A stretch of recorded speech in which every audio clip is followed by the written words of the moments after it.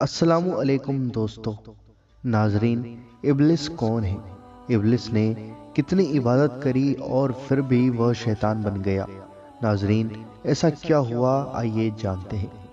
پہلے آسمان پر ابلیس کا نام عابد، دوسرے پر زاہد، تیسرے پر عارف، چوتھے پر ولی، پانچویں پر تقی، چھٹے پر خازن، ساتویں پر عزازیل اور لوح محفوظ میں ابلیس تھا۔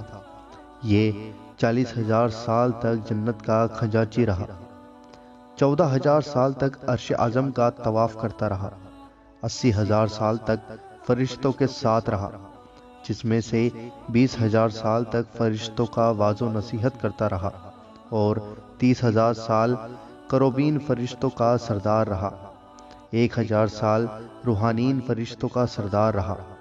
ابلیس نے 50,000 سال تک اللہ کی عبادت کی، یہاں تک کہ اگر اس کے سجدوں کو زمین پر بچھایا جائے تو ایک بالشت جگہ بھی خالی نہ بچے۔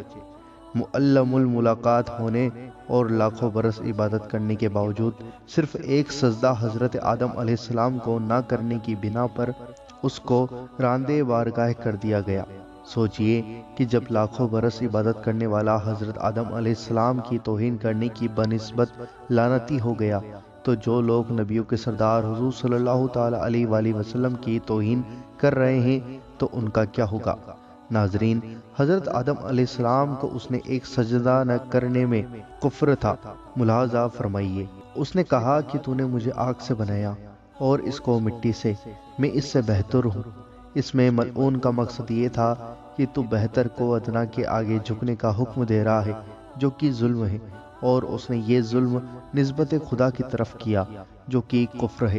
ایک نبی کو حقارت سے دیکھا اور نبی کو بنظر حقارت دیکھنا کفر ہے۔ ناظرین، یہ تھا ابلیس جو شیطان بن گیا۔